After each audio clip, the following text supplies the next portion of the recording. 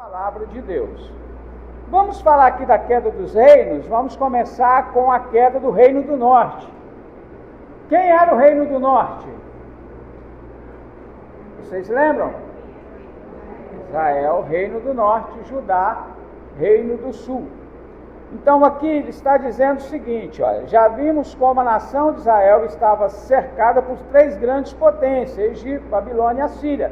Cada uma delas estavam tentando tornar-se a nação mais poderosa do mundo. Observamos aqui a localização no mapa. Israel e Judá estavam localizados no meio do triângulo formado pelas três nações. Quando o povo de Deus andava pela fé, ele o protegia dessas possessões políticas e estrangeiras.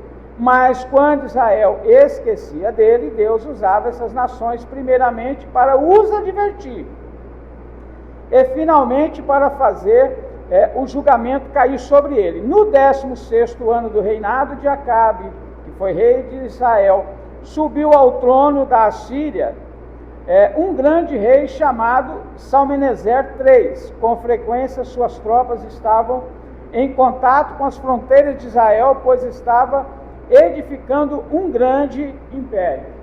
Então sempre a Síria estava ali rodeando Israel, até que se levanta então Salmaneser V, que foi o que levou Israel ao cativeiro. Em 722, Israel então é levado ao cativeiro. Por quê? Porque eles não deram atenção à palavra do Senhor. E se eu sei que os irmãos observaram isso, o povo de Israel, do Reino do Norte, teve um sofrimento muito maior do que o Reino do Sul. O desfecho deles foi um desfecho totalmente diferente. Depois que eles foram levados para o cativeiro, a Síria, que era uma importante potência militar e econômica ali da região, eles foram dispersos. Tiraram eles ali do seu lugar e colocaram em outros lugares, e aí pegaram outras nações e colocou no lugar deles. Essa aqui é considerada as tribos perdidas, que é falado, Então assim, acaba que Israel se tornou vassalo do rei da Síria, em 722. E Israel, por causa dessa razão ali, os samaritanos, eles se misturaram com outros povos. Nós vamos estar falando isso aqui mais à frente, Então Deus usa os profetas Amós, Oséias e Isaías, que tinha avisado eles a respeito do que iria acontecer. Deus tinha avisado eles através de seus profetas. O último parágrafo aqui fala o seguinte: o Reino do Norte não somente era culpado pela lista de pecados que Deus os acusava, mas também de rejeitar a mensagem do profeta. A nação poderia ter sido poupada se tivesse ouvido o Senhor, mas eles não ouviram a Deus. Eles preferiram arriscar. E como eles arriscaram, então vem o Senhor e usa a Assíria, que depois Deus usa a profecia também contra a Síria, que puniria a Síria, pelo que ela fez. E aqui, aqui também diz: visto não ter o genuíno arrependimento em fase do orgulho dos líderes de Israel, Deus permitiu que a Síria derrotasse. Então a Síria, ela em 722, através também do rei Sargão II, capturou a cidade e levou cativo os habitantes do Reino do Norte. No lugar onde estivera residindo o povo de Deus, ele estabeleceu outras tribos cativas.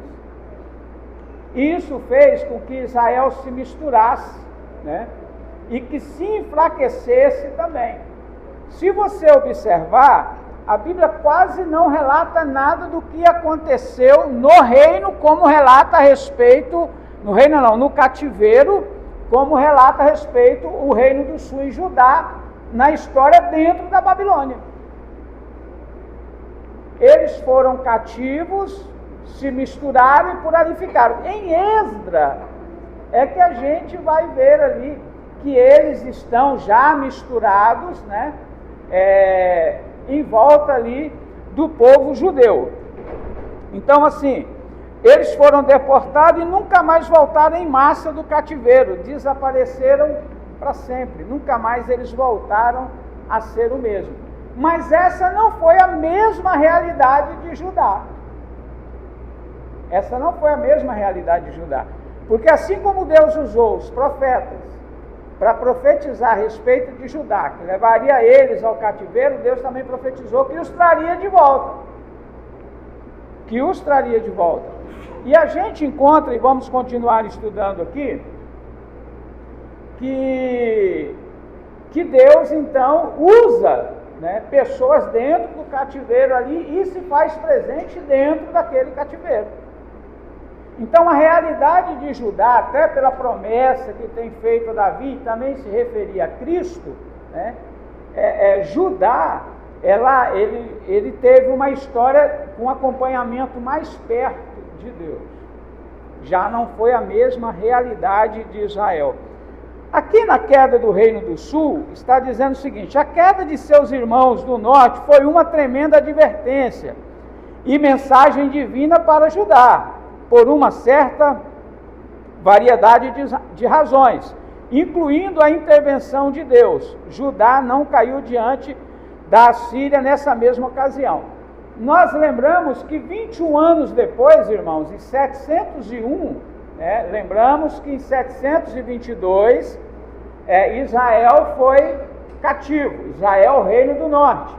Em 701, ou seja, 21 anos depois, o rei Senaqueribe, que já estava no comando da Síria, ele tenta então tomar Judá. Nós falamos aqui a respeito do rei Senaqueribe, na época do rei Ezequias. Então Deus, ele dá um livramento para eles. Isso já era sinais, já era para eles ficarem ligados que Deus estava protegendo eles. Por quê? Porque naquele momento, naquela ocasião, o rei que estava lá era um homem de Deus. Mas que eles ficassem ligeiros, porque o mesmo que aconteceu com Israel poderia acontecer com o Reino do Sul. Mas eles também não deram importância para isso. Interessante que Deus também profetiza sobre a ruína da Síria e usa que profeta? Qual profeta? Que Deus usa para profetizar contra a Síria?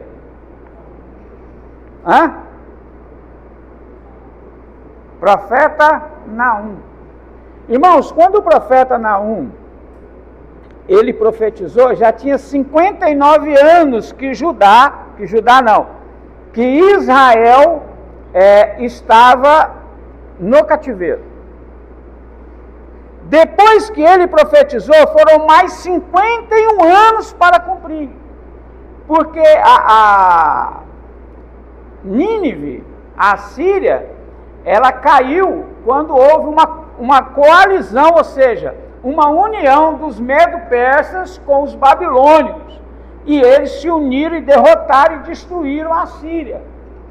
Isso em 612, ou seja, já tinha 110 anos que Israel estava no cativeiro, porque eles foram para o cativeiro em 722. E esse acontecimento da queda aqui da Síria foi em 612.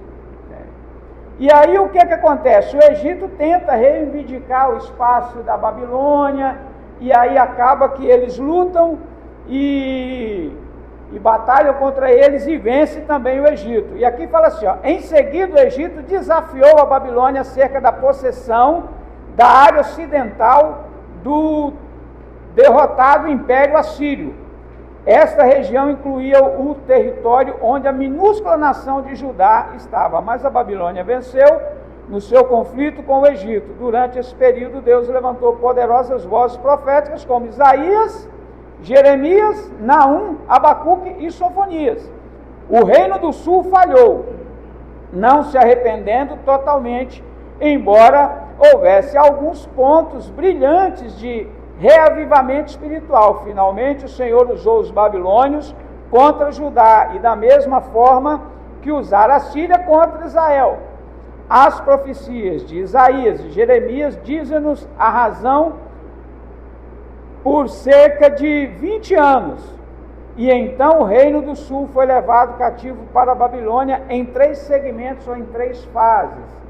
Ou seja, como eles não obedeceram, então Deus usa Nabucodonosor para levar o povo da região do sul, o reino do sul, cativo. E eles não foram de uma vez, eles foram em 3 fases, como está falando aqui, ó. Em 605, Nabucodonosor capturou o rei Joaquim, os príncipes, Daniel e seus companheiros e alguns outros, e os homens valorosos. Algumas vezes essa fase é chamada de primeiro cativeiro. Em 598 foi a segunda leva, que está falando que Nabucodonosor tomou o rei Joaquim e 10.000 cidadãos proeminentes para a Babilônia. O profeta Ezequiel e o bisavô de Mardoqueu, primo de Esther, também foram levados cativos nessa oportunidade. E veio a terceira e última leva, que foi em 586. Jerusalém e seu templo foram incendiados e destruídos. A maior parte do povo restante foi levado para a Babilônia, na época do rei Zedequias, né?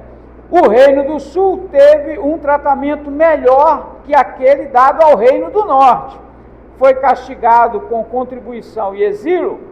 Mais tarde, porém, um remanescente retornou a eles e puderam reconstruir a Jerusalém.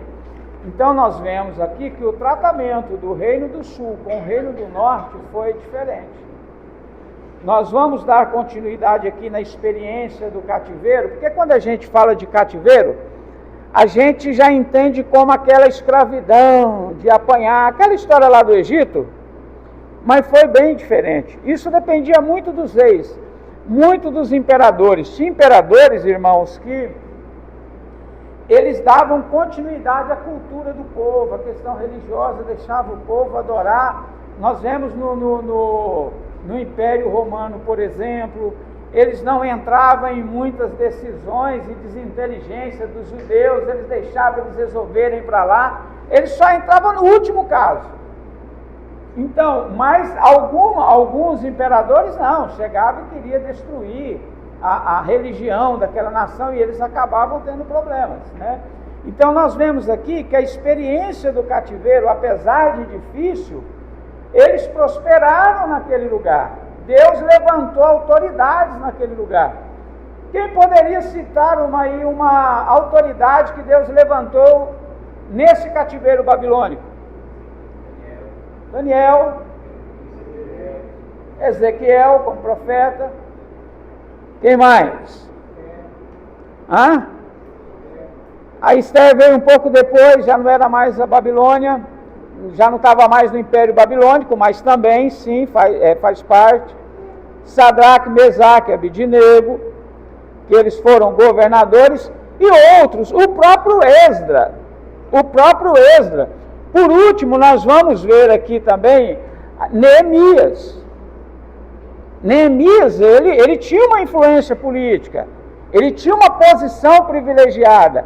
Eles cresceram dentro do reino, irmãos, eles prosperaram, eles comercializaram algumas coisas, adquiriram residência, ou seja, construíram patrimônio, a ponto de nem todos quererem voltar. Estava bom demais. Voltar para quê? Né? Porque o que fez eles voltarem, irmãos, foi a questão espiritual e religiosa.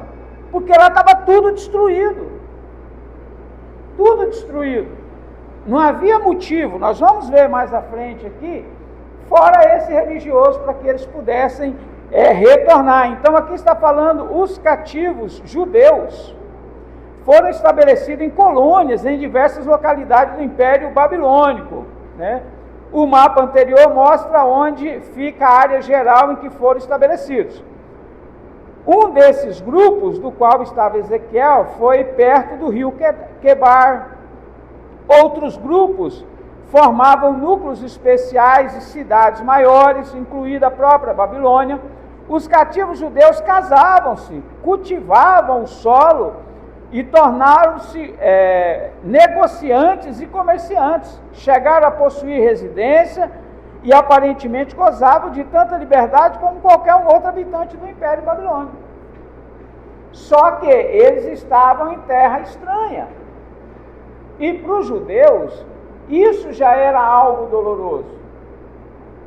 Mas eles tiveram privilégio. Interessante, irmãos, que aqui fala, e eu vou adiantar, é que em todo tempo, Deus, ele sempre se mostrou presente. As outras nações, quando ela era conquistada, até Senaqueribe fala sobre isso, né? Cadê os deuses dessas nações? Os deuses desapareciam e eles ficavam cativos, mas Deus sempre se fez presente na vida deles. O que nós poderíamos citar da presença de Deus no cativeiro, mostrando o poder dele? Vocês sabem. A fornalha, a cova, Nabucodonosor, né?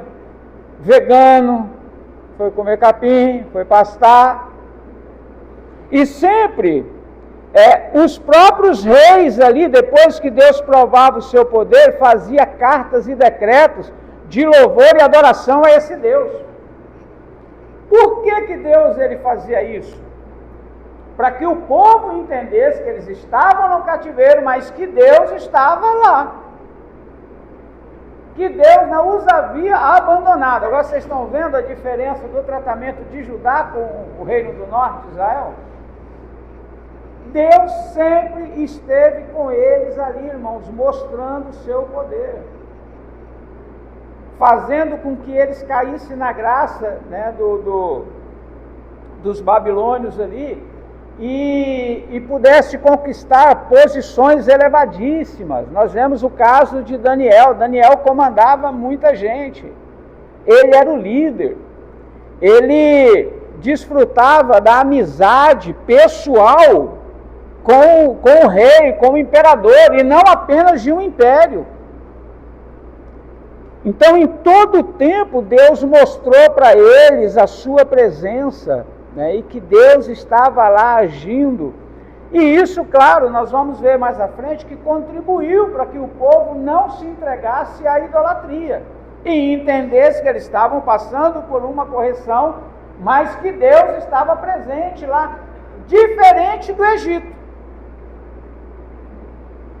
Porque quando Deus se manifestou no Egito, ele se manifestou quando ele foi libertar o povo.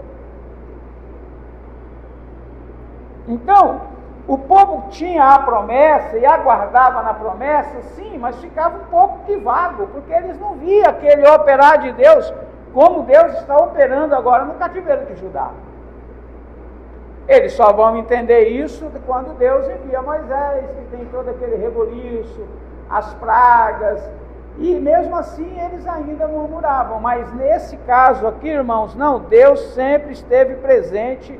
E aí nós temos aí vários livros, Daniel é um deles que fala os acontecimentos que aconteceu dentro do cativeiro, como Deus agiu na vida deles, né? A ponto de Sadraque, Mesaque e Abednego falar: olha, eu não vou me dobrar. Se Deus quiser me livrar, livra. Se não quiser, estamos mortos. Mas que eu não vou adorar essa estátua, eu não vou adorar. Eles tinham convicção de que Deus estava lá.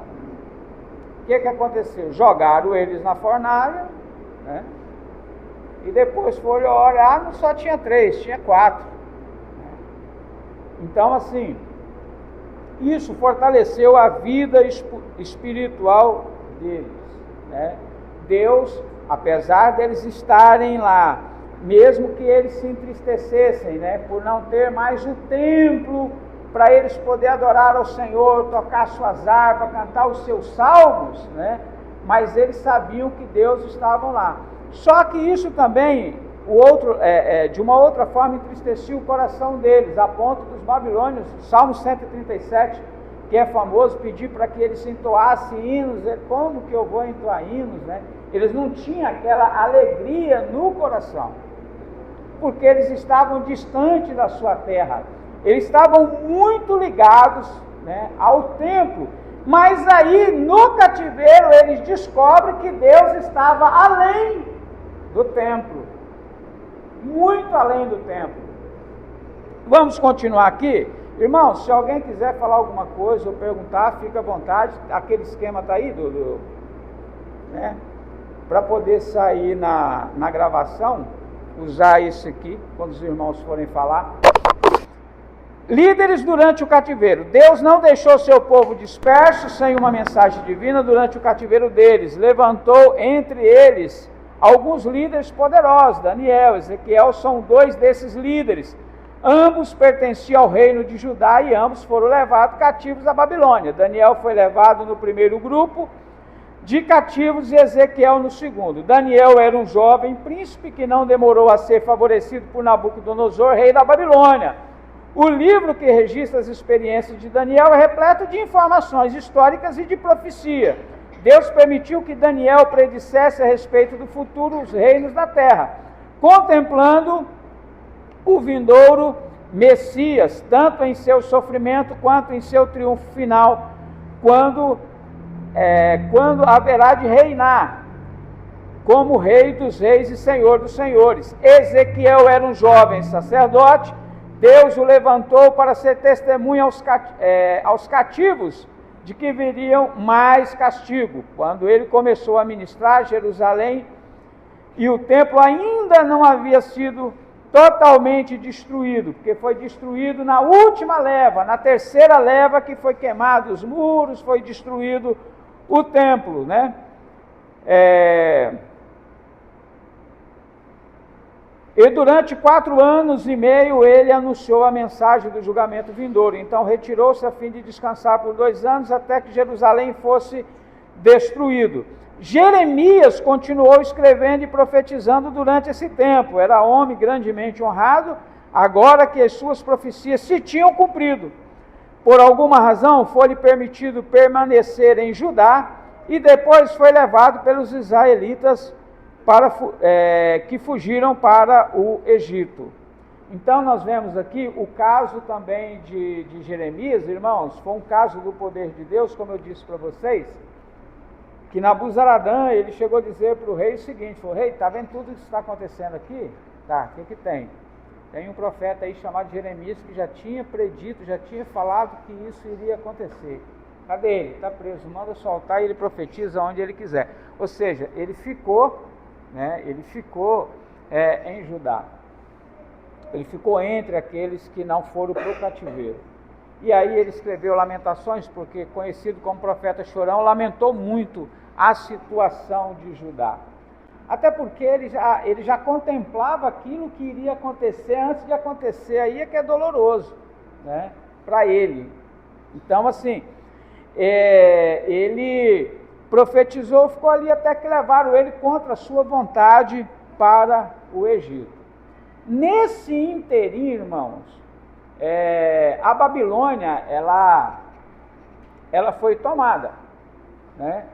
E aí veio outro império, que é o Império Medo-Persa, que aí é onde entra a história de Esther, que é mais uma ação de Deus, como o irmão falou, um ato poderoso de Deus no meio do seu povo.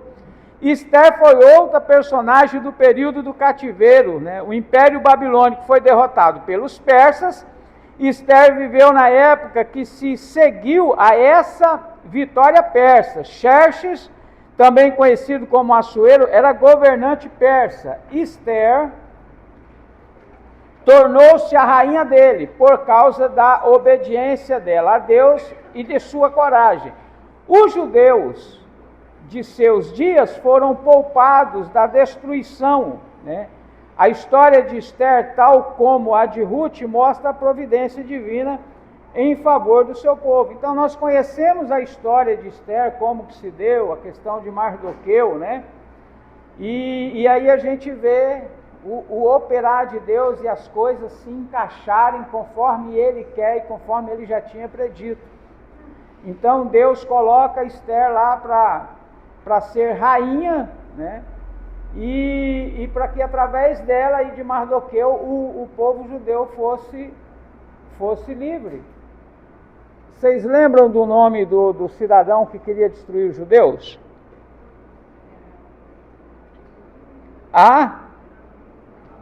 Amã, o mau Amã, né? Então o que acontece? Deus ele já conhecia, já sabia o que iria acontecer. E Deus ele já vinha com a estratégia de poder derrotar aquele cidadão, né? Engrandeceu o nome, né, de Mardoqueu, porque Mardoqueu ele ficou sabendo de uma conspiração, foi lá, falou para o rei mandou investigar, fez a CPI lá, falou, é verdade, e mandou matar os camaradas, e tá, beleza, e caiu no esquecimento. Até que um dia ele lendo os livros lá que ficavam registrados, contou-se essa história, e o que fizeram a este homem chamado Mardoqueu? O senhor, fizeram nada. Os irmãos conhecem a história. Ô irmão, é bom demais, tá louco. Ô, Jesus é maravilhoso. Como Deus é maravilhoso, né? Já sabia de tudo, já tinha planejado tudo para dar o livramento ao seu povo. Então Esther teve coragem, porque naquela época, chegar na presença do rei sem ser avisado, e se o rei não estendesse o cetro, já estava morto. E ela falou, olha, vamos jejuar, põe todo mundo para jejuar, eu e as minhas moças vamos jejuar também, e seja o que Deus quiser, já que o povo vai morrer, eu já morro logo, se eu tiver que morrer. Aí ela vai lá, né, com aquela estratégia feminina, e vai fazer o quê? Vai providenciar um banquete, e convida o dito cujo, né, para participar do banquete. E foi lá a perdição dele. Ele tinha feito o que, Amã? Amã tinha feito uma forca de 25 metros de altura. Isso é que é ódio, hein? E ainda tinha feito o rei fazer um edito lá que ia matar os judeus. Mas aí Deus já sabia dos acontecimentos, né? Então, Deus, através de Esther, dá esse livramento. Então, tinha passado o Império Babilônico, agora já estava no Império Médio-Persa. Na verdade, irmãos, o povo judeu, apesar de ter voltado para ajudar, eles nunca conquistaram de volta o seu direito de independência. Eles já não estavam mais no cativeiro, mas eles estavam sob domínio. Depois do Persa, que foi nesse império que eles começaram a voltar, eu estou adiantando um pouco aqui, depois veio o Império Grego, os Macedônios. Quando Jesus veio, qual que era o império que estava dominando? Império Romano. E Jesus veio no Império Romano e foi embora e deixou o Império Romano aí. E depois disso, né, a gente sabe o que se deu. 70 anos depois de Cristo, cumpriu-se então a profecia, foi destruído o segundo templo, que nós vamos estar estudando aqui, como Jesus tinha falado, dispersaram os judeus pelo mundo afora, e entra aquela história dos 6 milhões de judeus que foram assassinados. Em 1948 é que eles retornam, reconhecidos como nação, e é até hoje. Mas o tempo todo, mesmo estando em Judá, eles continuaram debaixo dos impérios, pagando lá os tributos. Lembra daquela passagem de Jesus? Aqui é certo pagar tributo? É certo pagar tributo para César? Quando Jesus veio, estava debaixo do Império Romano. Em 1948, através do voto do Oswaldo Aranha, que foi o voto Minerva, é que eles voltaram a ser reconhecidos como Estado, né, como nação, e reconquistou a sua independência. Contudo, ainda há muitos judeus espalhados pelo mundo, que a gente sabe que nos finais dos tempos eles irão para lá. Porque quando destruíram o templo de Jerusalém, nunca mais, até a data de hoje, eles nunca mais ofereceram sacrifício de animais. Eles não ofereceram. Eles se dedicaram ao estudo da palavra. Você vê muitos rabinos, você entendeu? Se dedicaram muito ao estudo da palavra, tem todo o ritual deles, mas eles não oferecem mais sacrifício. Mas, segundo a Bíblia, eles irão voltar a oferecer sacrifício e já está perto disso acontecer. Porque nós sabemos que depois da vinda de Cristo, os judeus todos retornarão para Israel. Aí vai voltar o sacrifício, vai vir a história do anticristo que eles estão esperando. De que nação vocês acham que vai ser esse anticristo? Responda e justifique a resposta. Talvez saia do Brasil. Misericórdia, é isso que eu chamo de Apocalipse mesmo. Nossa, o senhor foi longe agora. Então nós já estamos vivendo o Apocalipse. De que país vocês acham que vai ser o anticristo? Hã? Estados Unidos? Quem mais quer arriscar? Eles estão esperando o Messias, correto? O Messias é de que linhagem? Da Bíblia. Então tem que ser judeu. Porque se não for judeu, eles não aceitam. Tem que ser da linhagem de Davi. Sim, vai vir de lá. O anticristo tem que ser judeu. Porque é anticristo que a gente conhece lendo a palavra, mas para ele vai ser o Cristo. Você entendeu? É da linhagem de Davi, bonitinho assim como Jesus. Se brincar ainda vai nascer de uma virgem. Você entendeu? Tem que cumprir os requisitos. Então assim, e eles estarão de volta lá. Porque todas as nações, vai chegar um tempo, nós entendemos, que vai odiar Israel e vai lutar contra Israel aí onde Jesus vem no Monte das Oliveiras e chumbo na negada. Mas vamos voltar para cá de novo, não chegou essa fase ainda não. Vocês ainda vão estudar sobre isso. Então, irmãos, no cativeiro teve resultados, que é o ponto 2.3 aqui, ó. O resultado do cativeiro. Primeira coisa, purificação da idolatria. Depois que eles foram para esse cativeiro, até lembra que eu falei da manifestação de Deus, do poder de Deus? Eles não se entregaram mais à idolatria. Eles sempre procuraram servir o Deus vivo. E a gente também vê isso mais claramente quando Jesus vem.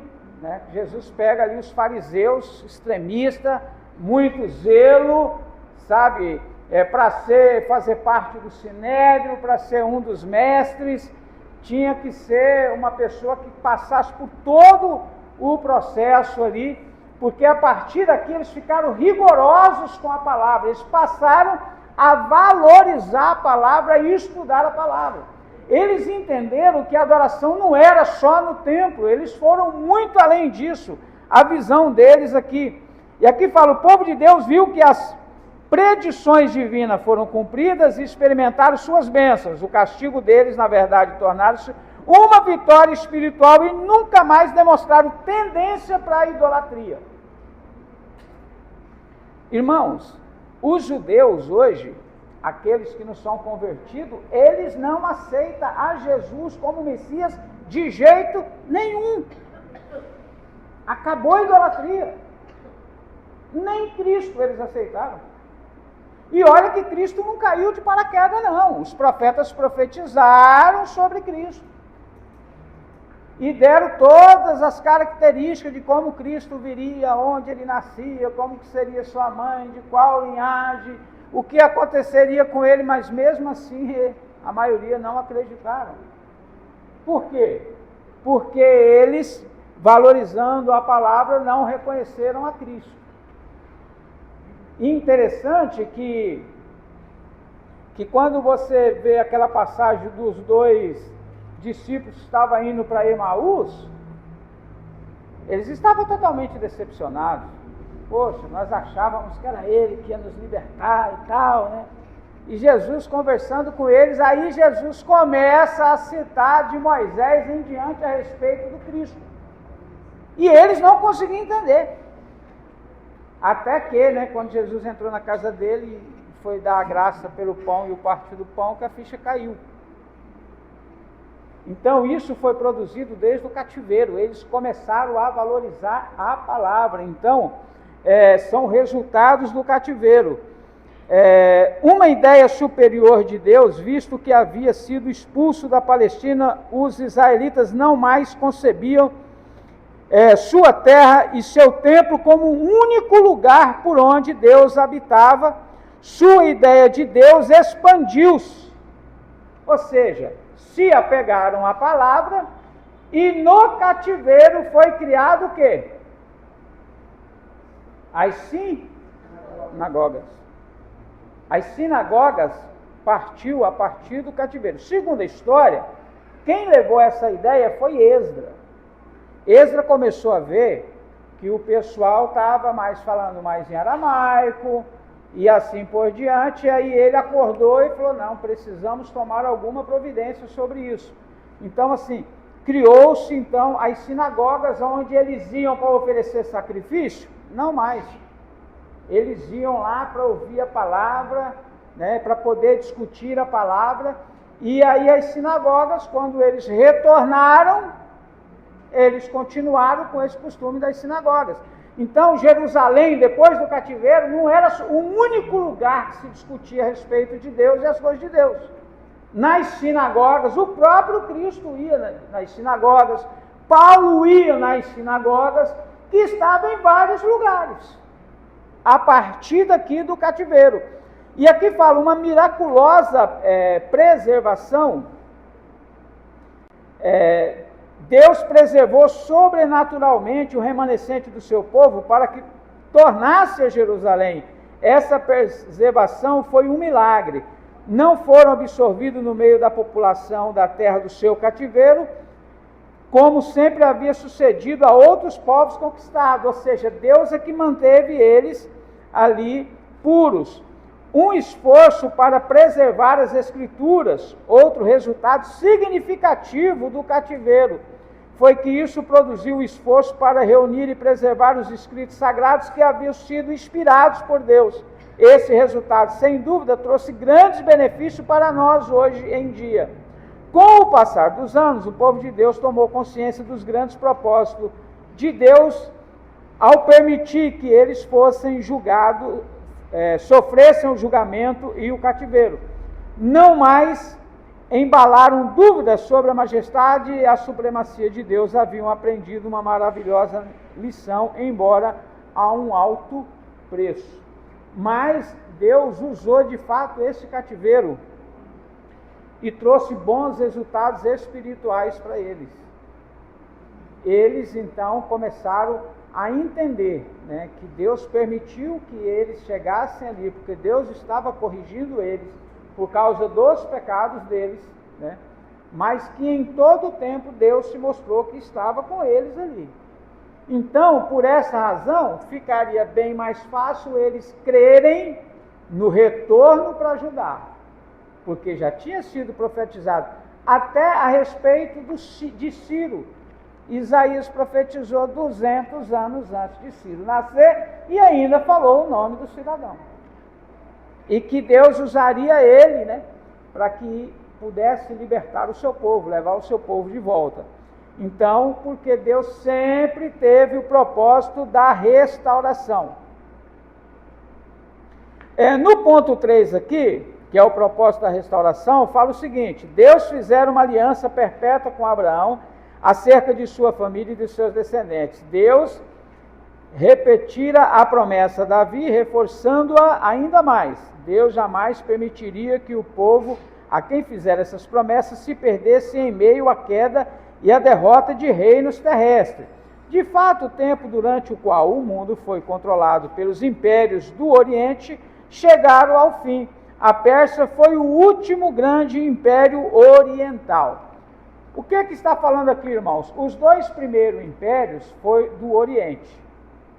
Os dois últimos impérios foi do Ocidente, que se trata de quem? Qual foi os dois últimos impérios? O Império Macedônio ou Grego e o Império Romano. Só que Deus ele já tinha, né, entrado com ação para que quando esses impérios chegassem lá, o povo de Deus já não estava mais naquele cativeiro.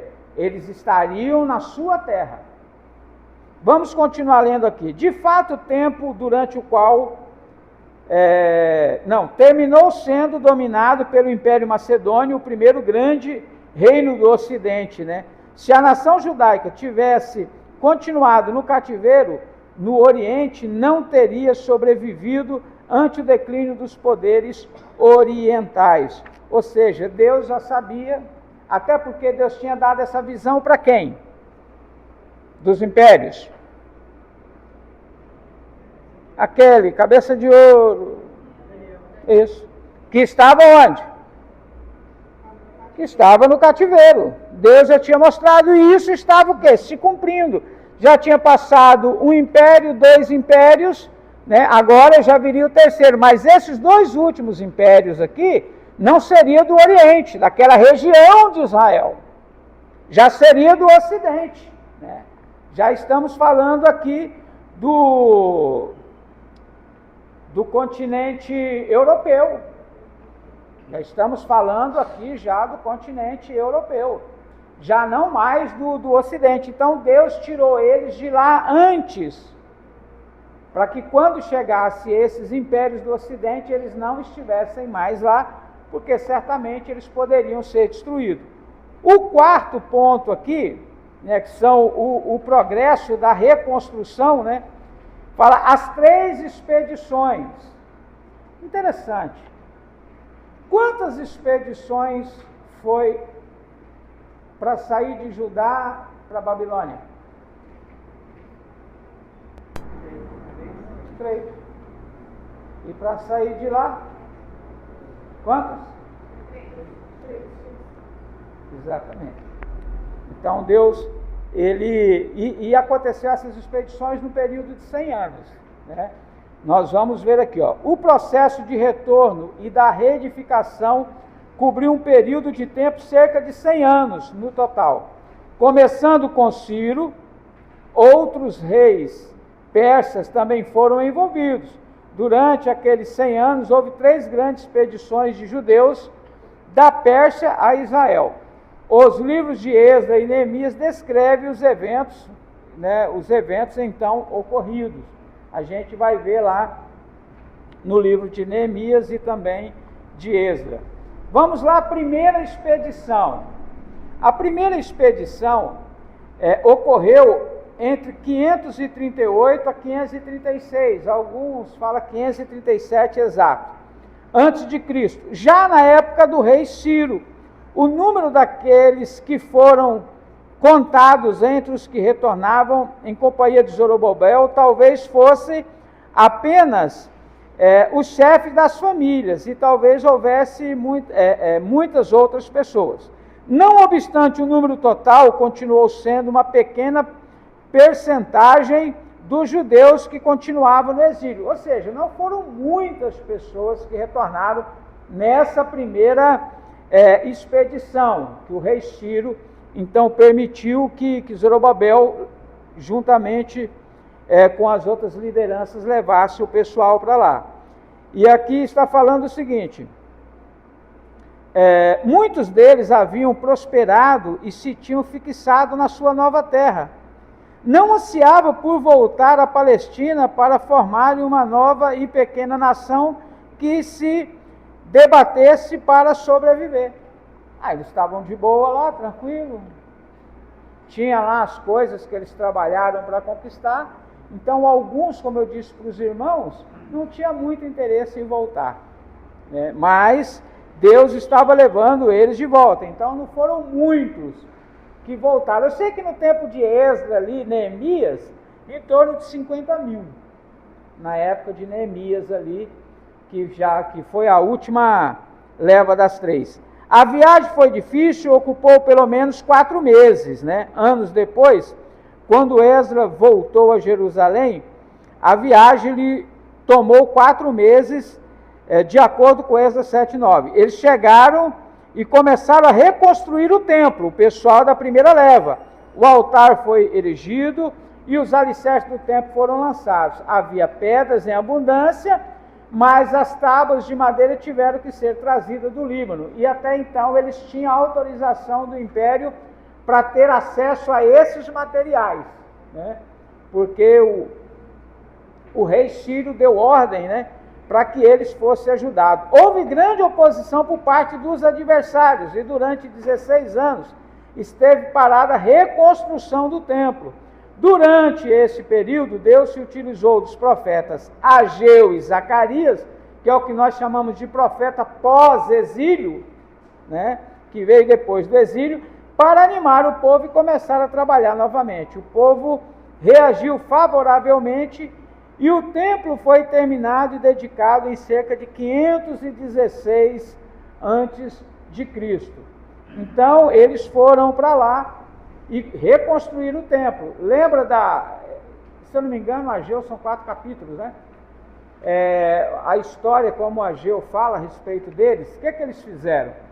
Eles abandonaram o templo porque ele estava tendo muita oposição, né?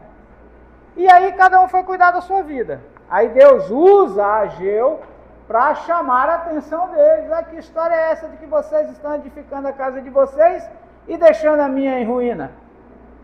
Deus tinha deixado de abençoá-los, eles, né, em tudo aquilo que eles faziam, justamente por causa disso, né, onde entra a história do sectel furado, né, do saco furado. Aí eles voltam, né, eles são reanimados e voltam a reconstruir o templo. Em 516, esse templo ficou pronto. A segunda expedição aqui, irmãos, eu não sei, mas na Bíblia, aí está falando que ano que foi a segunda expedição aí? Pois é, mas não é 558, é 458, porque senão não bate, né? Se você for buscar, 458, porque o templo ficou pronto em 516, eles foram para lá em 537, aí como que a segunda leva foi em 558, ou seja, foi antes, mas isso aqui é um erro talvez de impressão, não sei. É 458, 457 antes de Cristo, na época do rei persa Artaxerxes. Esdras, escribas e sacerdote, foi o líder da segunda expedição que partiu da Babilônia para Jerusalém, cerca de 60 anos depois que o templo fora reconstruído. Ele chegou munido de cartas da parte do rei Artaxerxes, ordenando que os oficiais locais oferecessem proteção e ajuda material. Irmãos, eu estava fazendo um levantamento aqui, aqueles acontecimentos que teve com Esther foi em 478 antes de Cristo. A gente vê aqui que eles foram para lá em 458. Ou seja, Esdras e Neemias, eles vivenciaram aquela história com Esther. Eles estavam lá. Depois daquela história com Esther, porque esse Artaxerxes aqui é o filho do rei, Xerxes o Assuero. É o filho dele, veio depois dele, né, aquele que tinha casado, né, com Esther, né? Então, esse rei aqui é o que autoriza Esdras a voltar.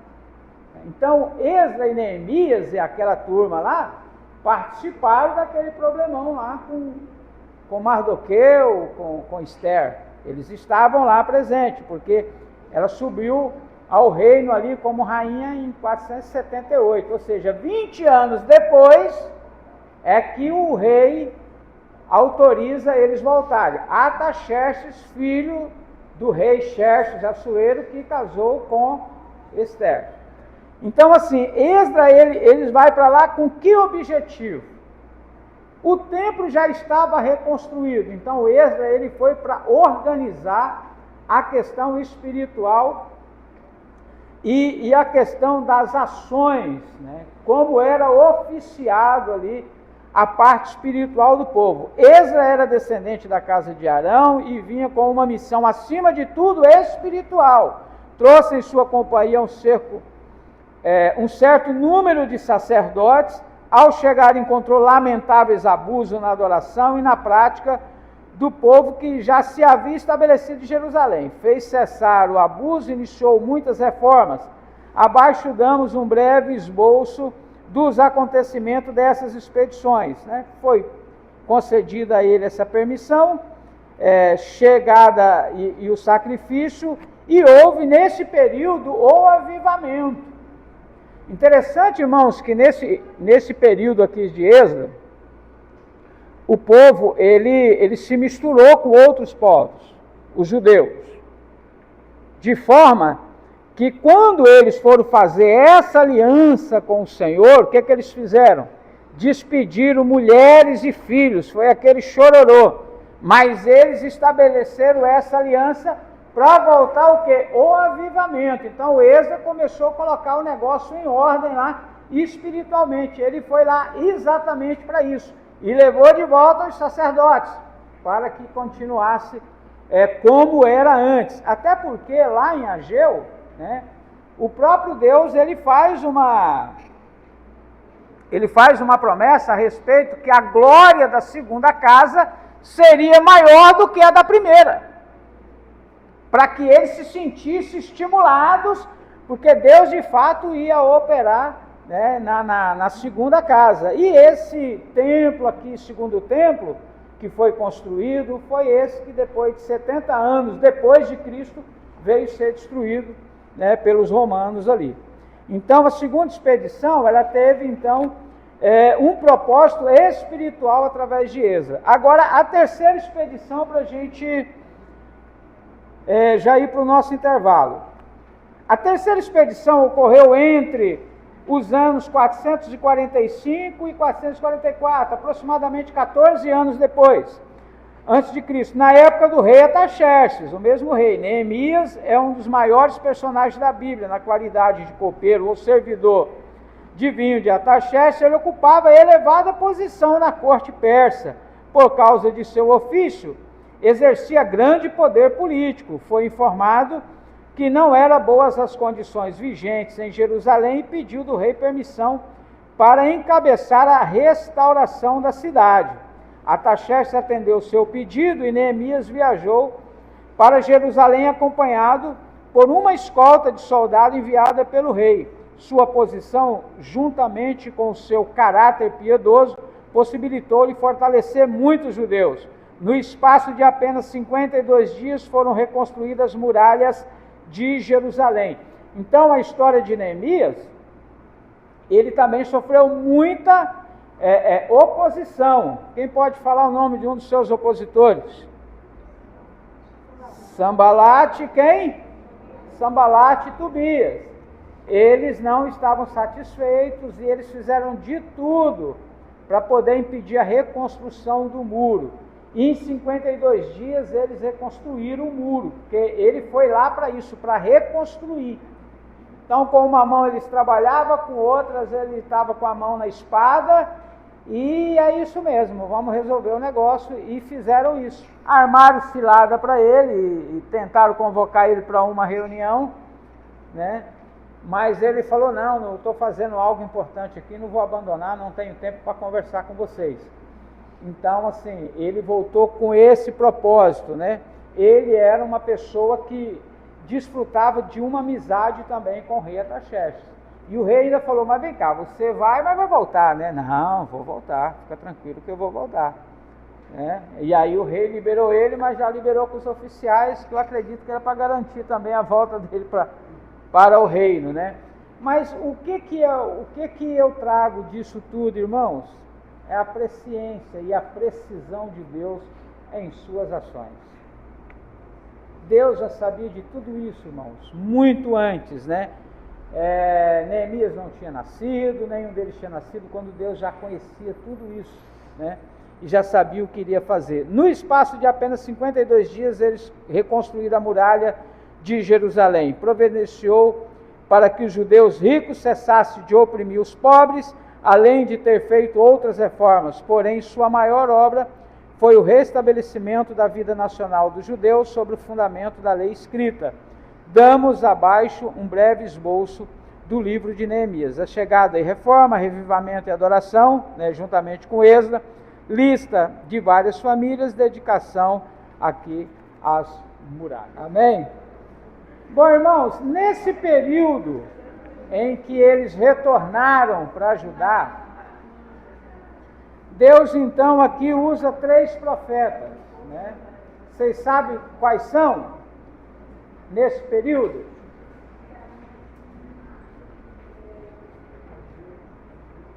Profeta Ageu,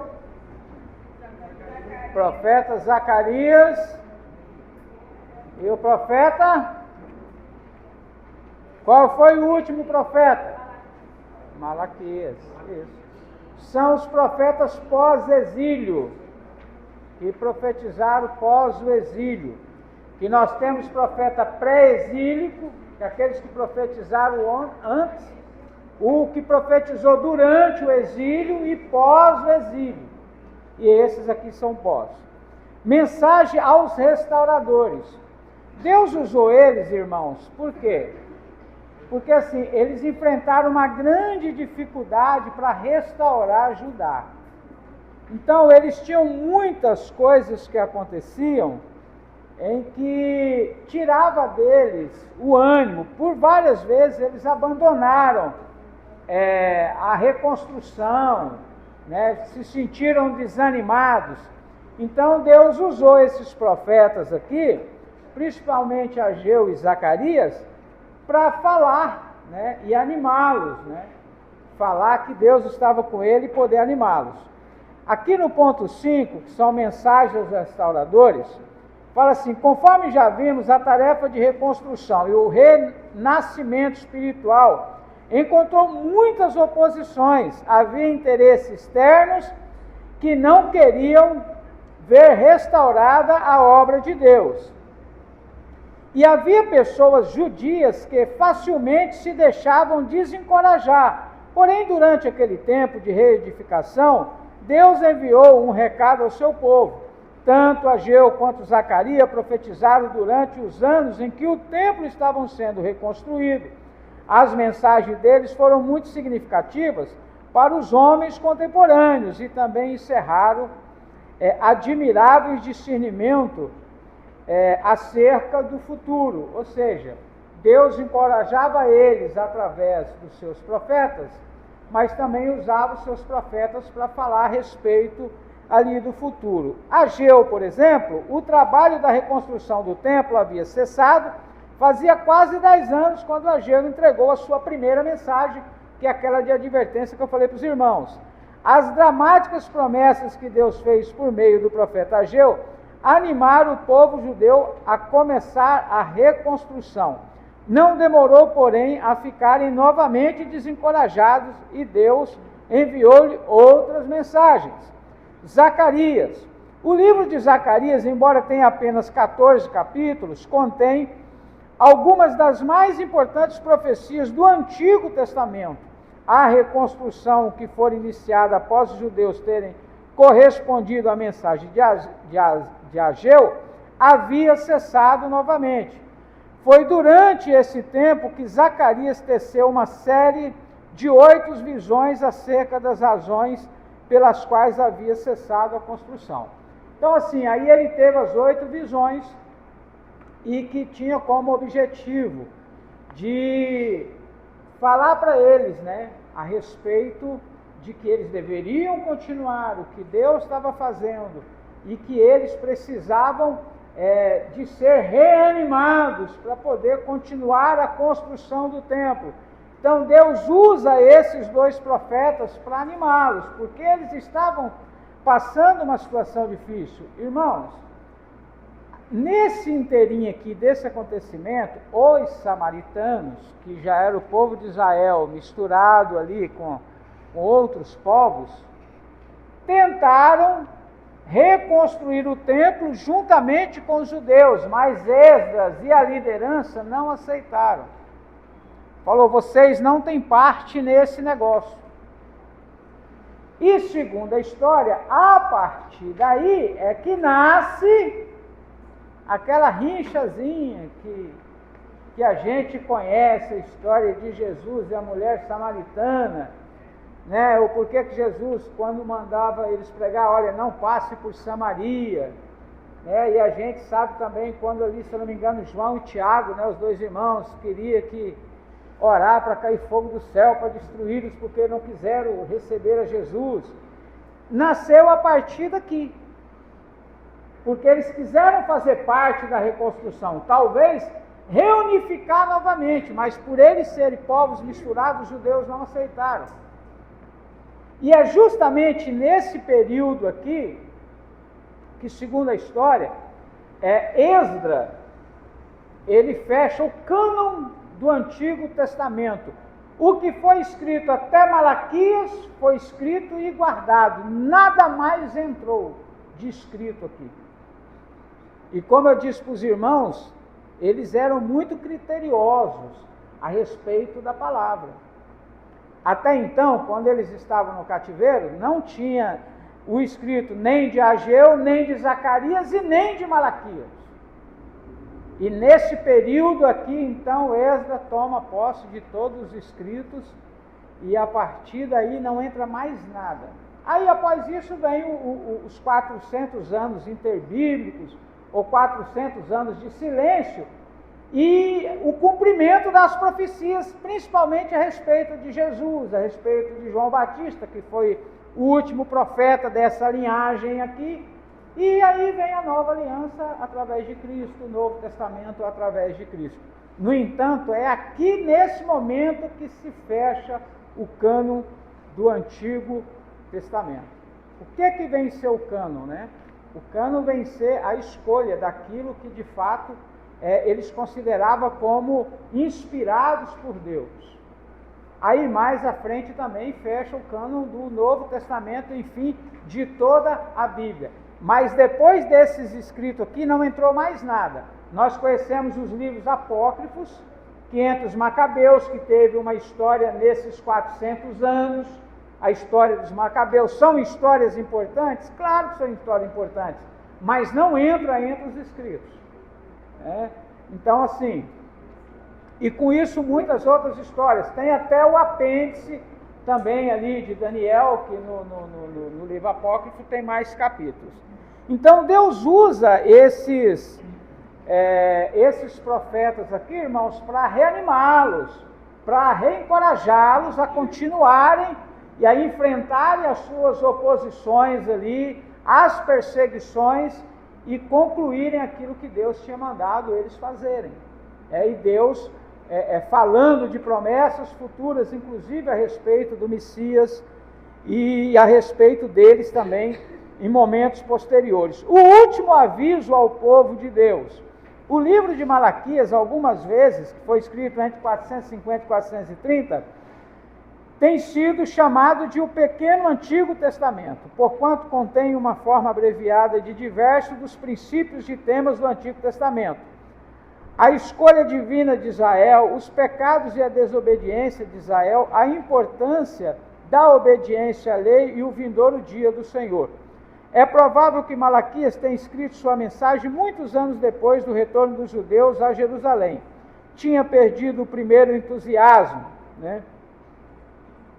Haviam retornado à frieza religiosa e à frouxidão moral. Malaquias falava como um reformador, mas também encorajou o povo com uma visão do futuro. Ele predisse que aparecia os profetas Elias antes da vinda do dia do Senhor. Aqui já estava falando de João, nós vamos ver mais aqui à frente. 4 séculos de silêncio se passaram, mas quando chegou o tempo certo de aparecer o profeta Elias, João Batista surgiu em cena apresentando o Messias, Jesus de Nazaré. Então, assim, fecha-se aqui todo o Antigo Testamento, e Deus usando esses profetas para encorajá-los e também para anunciar algo a respeito do futuro, a respeito do Messias, a respeito de João Batista, que viria no espírito de Elias, né?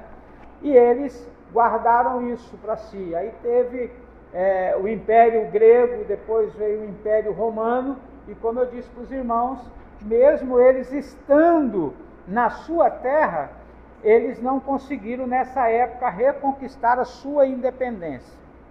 Eles continuaram debaixo de jugos, né? Eles continuaram debaixo de servidão, agora na terra deles, né? E apenas em 1948 é que acontece de fato a independência de Israel. Mas eles passaram por esse processo por longos e longos anos. Alguém quer fazer alguma pergunta ou falar alguma coisa? Sim? Espera aí só um minutinho. Leva lá para ele, por favor. Para poder sair aqui na...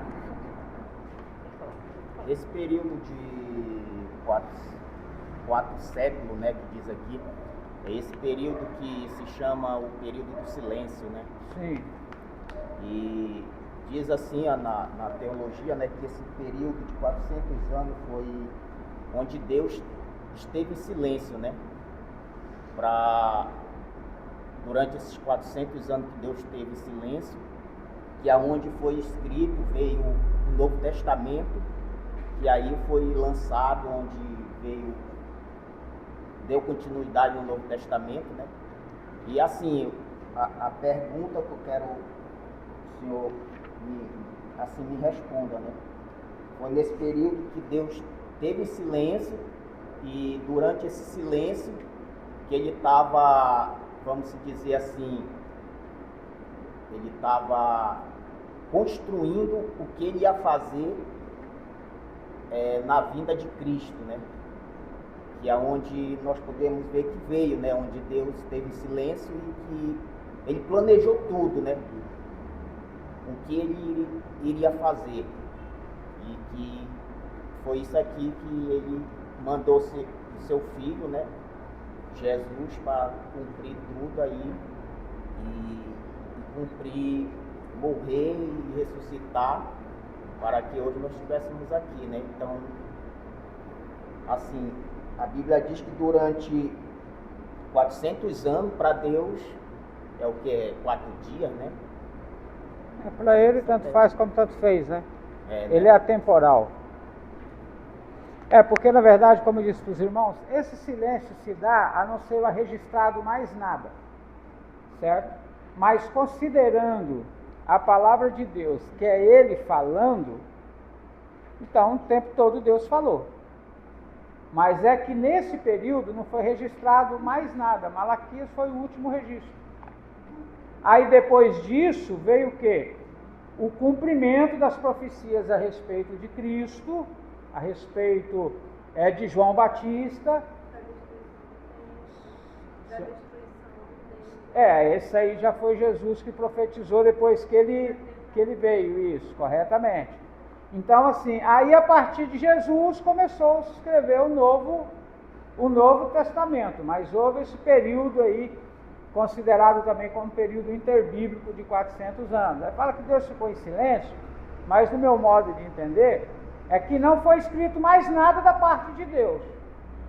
Mas considerando que a palavra de Deus, o Antigo Testamento, é Deus falando, e eles liam a palavra, então Deus continuou falando.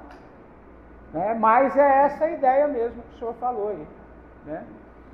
Mais alguém, irmãos? Leva lá.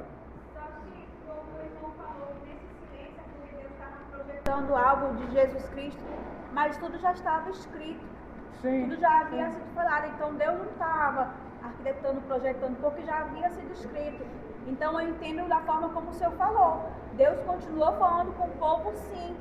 Deus continuou falando com alguns profetas, só que, como o senhor disse, não foi escrito aqui nesse silêncio. Não é que Deus se calou totalmente para aquele povo, não falou mais nada com ninguém. Né? Deus continua falando sim. E em relação de projetar para o Messias, já estava tudo escrito. Sim. Não tinha mais nada para Deus arquitetar ou planejar. Não, na verdade, o que eu entendi que o irmão falou foi a respeito de preparar o cenário para esse cumprimento. Foi o que eu entendi que ele falou, né? Porque assim, Deus ele profetizou, está tudo na Bíblia? Sim, como a senhora falou, exatamente. Mas aí veio todo um cenário para que aquilo entrasse em operação, em vigor, né? Mas... tipo assim, não é que Cristo precisou desse silêncio, Aham. Deus precisou desse silêncio para... Ah, sim, sim. Entendeu? Deus ele não precisou disso para poder planejar. Sim. Mais alguém, irmão? Sim. Durante a lição, eu percebi que o senhor reforçou bastante a situação do tratamento do Reino do Sul, que foi bem melhor do que do Reino do Norte. Então, eu queria que o senhor reforçasse, assim, para eu entender melhor, como foi o tratamento do Reino do Norte. Na verdade, já começa por aí, porque o Reino do Norte, no cativeiro, já assim, não fala muito sobre o que aconteceu lá. Só fala que eles foram cativos, que eles foram espalhados, e que o rei da Síria colocou outros povos na região em que eles estavam e morreu. Agora já sobre o Reino do Sul, não. Sobre o Reino do Sul foi tudo registrado, tudo que Deus operou e acompanhou lá no cativeiro. Né? Deus acompanhou o tempo inteiro. Né? O Reino do Norte não teve esse privilégio, não. Né? O Reino do Norte não teve esse privilégio, mas muito bem observado. Sim. Só um minuto, irmãos. É certo que o que nós estamos estudando é a palavra de Deus, o que está escrito, os acontecimentos históricos, né, no geral. Mas teria uma outra fonte, no caso das histórias dos reinos de Israel, que teria alguma descrição quanto aos acontecimentos entre esse outro reino que ficou sem a história? Olha, eu para falar a verdade para o senhor, não sei te dizer se de fato tem. Talvez tenha, né? Mas biblicamente não. Né? O senhor conhece alguma história do povo de Israel no cativeiro? Alguma história extra-bíblica no caso? Porque no tempo dos 400 anos do período interbíblico, chamado silêncio profético, houve muitas literaturas voltadas, faladas a respeito de como fora o cativeiro, né? Foi nesse tempo que veio a Guerra dos Macabeus também, sim, quando Antíoco Epifânio ultraja, né, o templo lá, sacrificando um suíno no altar. Mas todos estes foram rejeitados porque Deus não estava falando. Como é que Deus não estava falando e algo seria inspirado da parte de Deus? Então, eles não tratavam aquilo como inspirados por Deus, mas apenas como uma literatura, mas que, sim, tipo sim, assim, se quisessem jogar fora, poderiam jogar, mas o cânon do Antigo Testamento já estava fechado. Sim, mas isso que você está falando é a respeito do Reino do Norte ou do Sul? Do Sul. Mas exatamente o que ele quer saber, se tem alguma literatura a respeito do Reino do Norte. Porque o que eu trouxe aqui para eles? Do Reino do Norte. O que eu trouxe para eles é que não há informações do Reino do Norte. Não, foi pro cativo. Agora do Reino do Sul, não. Aí há todo um acompanhamento, entendeu? Aí o que ele perguntou, se há alguma literatura que a gente conheça, achei interessante a pergunta dele. Né? Estamos estudando segundo as Escrituras, né? Sim. Mas, geralmente os reis, as nações, elas conservam o histórico dos acontecimentos. Sim, sim. Sendo elas boas ou más. Sim. Como eu disse, e aqui também comenta, é que esse Reino do Norte, ele foi considerado como as tribos perdidas. Eles se misturaram e se perderam ali. Né? Nós sabemos que a mistura deles depois ali, os samaritanos e tal. Mas o acompanhamento do Reino do Sul, todas as informações, essa nós temos, né? Agora, sobre o Reino do Norte, biblicamente, não. O Reino do Norte só as informações bíblicas mesmo. Sim. Né? Salmaneser conquista, o sucessor dele, Sargão II, manda povos fenícios ali para a terra de Israel para fazer a miscigenação racial, para enfraquecer o potencial de resistência do povo, né? Aí não se fala mais nada a respeito daquele povo, né? Mas as 12 tribos, é uma coisa interessante que eu estava até estudando, se os irmãos observarem lá em Tiago, no capítulo 1 e no versículo 1, e Tiago é pós-Jesus, esse escrito, fala lá, olha, saudação às 12 tribos que andam dispersas, saúde. Sim. Né? Mas elas estavam dispersas. E eles também consideram a questão até dessa existência também a respeito daquilo que nós estudamos, que quando Jeroboão ele incentivou a idolatria, então parte dessas tribos não concordaram, inclusive as tribos de Levi, e foram para o Reino do Sul. Eles também têm esse posicionamento, mas o que o senhor está falando é certo, as 12 tribos existem, sim, corretamente. Mas a respeito do que aconteceu com elas e o desfecho que elas tiveram, essa aí se perdeu.